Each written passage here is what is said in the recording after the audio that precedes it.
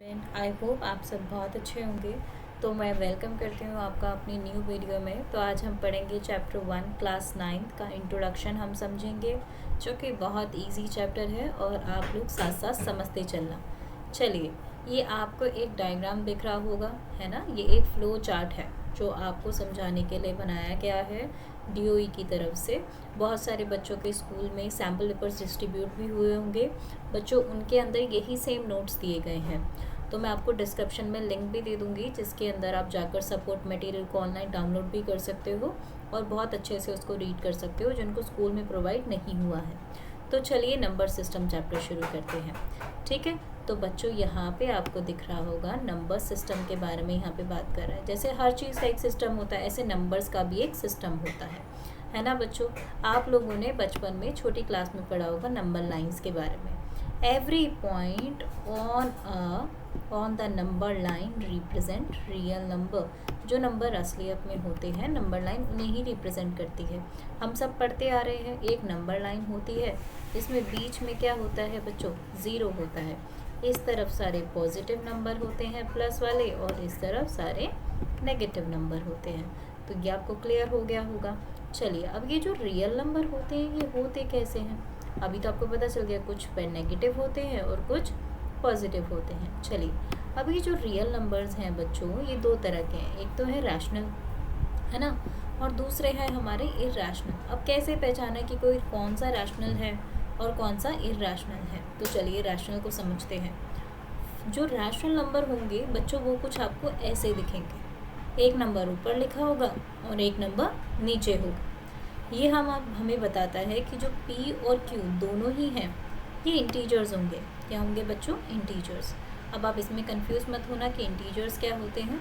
जो अभी आपने नंबर लाइन पे पढ़ा, ये पॉजिटिव इंटीजर्स होते हैं और ये हमारे नेगेटिव इंटीजर्स होते हैं। ठीक है, जो नंबर लाइन पे रिप्रेजेंट होते हैं। तो कहता है कि जो P और Q है, ये दोनों ही इंटीजर हो सकते हैं, मतलब पॉजिटिव भी हो सकते हैं और नेगेटिव भी। बट वो कहता है कि जो ये Q है ना, ये जो Q भाई साहब है, ये ज़ीरो के बराबर नहीं होना चाहिए, है ना। तो नीचे वाला नंबर कभी भी ज़ीरो नहीं होना चाहिए। अभी आगे करेंगे तो आपको और समझ में आ जाएगा। जैसे मान लो यहाँ लिखा है कि 2/3, है ना। तो बच्चों ऊपर वाला नंबर क्या हुआ हमारा, P, है ना, और नीचे वाला नंबर हमारा क्या हुआ, Q। तो कहना चाह रहा है ऊपर वाला नंबर कुछ भी हो, बट ये जो नीचे वाला नंबर है ये ज़ीरो नहीं होना चाहिए। अगर ज़ीरो होगा तो ये गलत हो जाएगा। चलिए इरैशनल को समझते हैं। इरैशनल में वो कहना चाहता है cannot be written in P/Q form. वो कहता है P/Q में तो आप इसे लिख ही नहीं सकते, है ना। P और Q जो है आर इंटीजर्स, ये इंटीजर्स होंगे, ठीक है, और Q जो है वो भी ज़ीरो के बराबर नहीं होगा। ठीक है, चलिए अब चलते हैं आगे।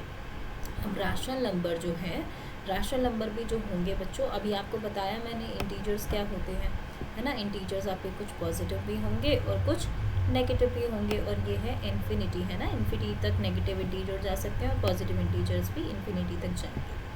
फिर वो कहता है नेचुरल नंबर। नेचुरल नंबर कौन से होते हैं, हमें तो पता ही है बच्चों। 1 2 3 4 1 से शुरू होते हैं और इन्फिनिटी तक जाते हैं। जहाँ तक गिनती जा रही है वहाँ तक जाएंगे। होल नंबर वो होते हैं बच्चों जो ज़ीरो से शुरू होते हैं, है ना। कहाँ से शुरू होते हैं, ज़ीरो से शुरू होते हैं। सेम नेचुरल नंबर जैसे ही है ये सारे, बट इसकी फैमिली में ज़ीरो भी आता है और नेचुरल की फैमिली में ज़ीरो नहीं आता है। चलिए अब चलते हैं थोड़ा सा अलग चीज़ों पर। लॉ ऑफ एक्सपोनेंट्स, है ना। एक्सपोनेंट जो पावर्स आपने सुनी होगी। अच्छा बच्चों, जो जे एक जैसा दिखता है उसका मतलब वहाँ पे नंबर सेम होगा। जैसे कहता है ए, ये डॉट जो है इसका मतलब है मल्टीप्लाई, ठीक है, और ये भी क्या है, ए। वो कहता है ए मतलब दोनों सेम नंबर हो और उनके ऊपर एक के ऊपर पावर m हो और एक के ऊपर पावर n हो, है ना। इसका सिंपल से कहने का मतलब है, जैसे मान लो यहाँ पे 2 लिखा है और ये मल्टीप्लाई हो रहा है ना।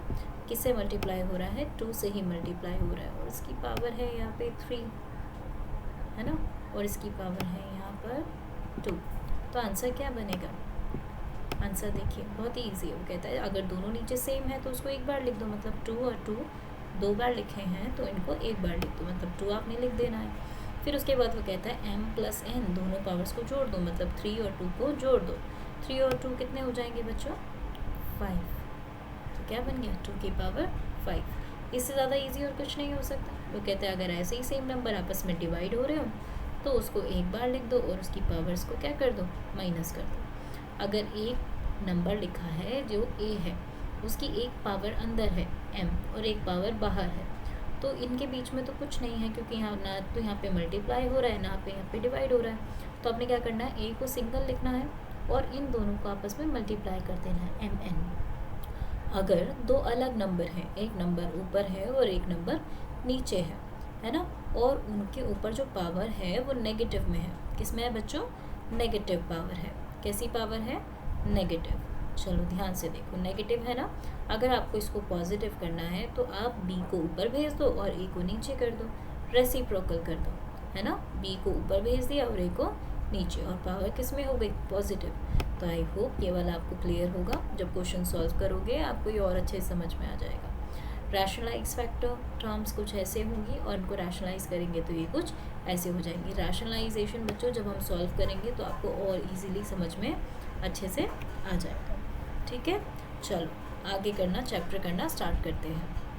बच्चों आपको ये चैप्टर समझ में आया होगा तो चैनल को लाइक और सब्सक्राइब करना ना भूलें और अपने फ्रेंड्स के साथ भी शेयर करें और अच्छे से पढ़ाई करें। ठीक है, तो मिलते हैं नेक्स्ट वीडियो में और एक्सरसाइज को सॉल्व करेंगे। Bye bye.